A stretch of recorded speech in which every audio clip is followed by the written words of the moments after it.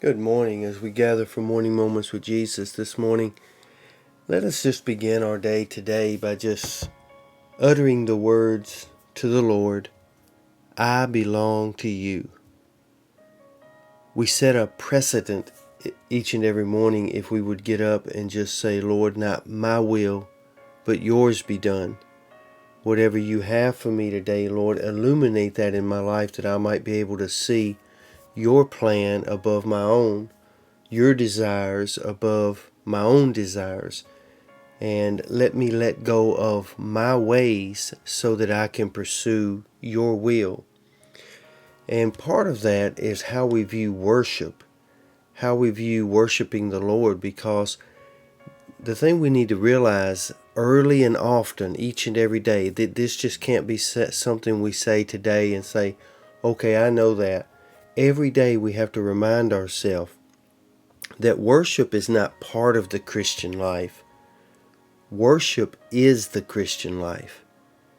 Worship is giving our all, ourselves, everything about us, over to the will of God and the desires that He has for the life He created in us and desires for us to live out.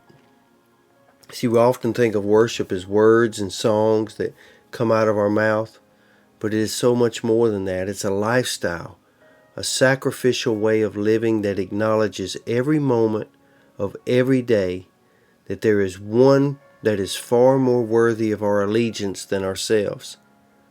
And Isaiah picks that up in chapter 6.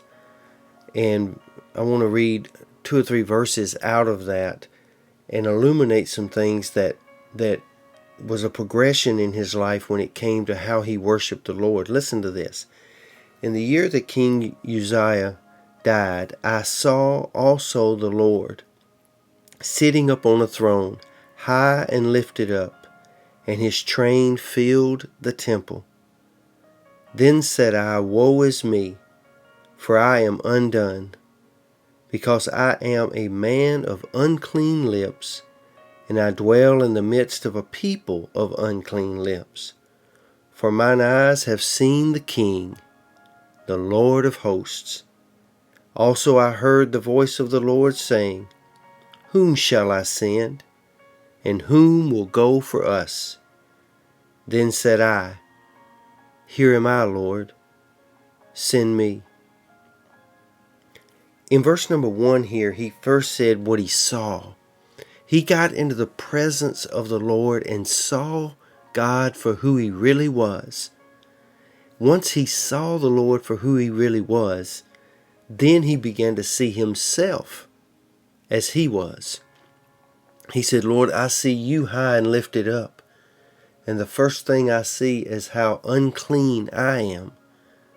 And I desire to be clean. I desire to worship you. And so then he heard a voice said, I need to send someone to speak to my people. And Isaiah said, you can send me. Because that's the best expression of worship that I can give, is to say, Lord, I belong to you. See, imagine yourself in the throne room of God this morning. See the altar at His feet. Let us lay ourselves on it this morning and say, Lord, I am yours. Do with me what you will. I give up my right to govern myself because you are far more worthy to do that than I am. I know that you will never do me harm, that you will always lead me in the right way. I exist for your purpose and not mine alone. In church, I believe if we would do that every morning and then get up and live out our day mindful of who we are and who we belong to, that would be our best expression of worship that we could give. So I pray over our Morning Moments family this morning that we would get up and be about our business, whether you're driving down the road, whether you're sitting in your favorite chair, whether you're just communing with the Lord wherever you are.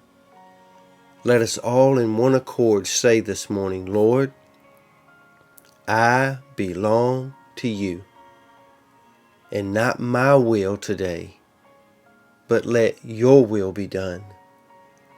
And show me, Father, the great and mighty wonders of who you are. I hear you, Lord, and you can send me to do whatever needs to be done today that would bring you glory.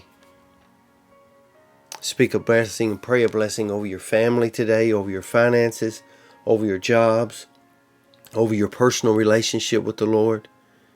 Seek Him out and watch Him do marvelous and miraculous things in your life. Hope you have a great day. Lord's will, we will see you back here again tomorrow. Be safe, be strong, and be blessed. Amen.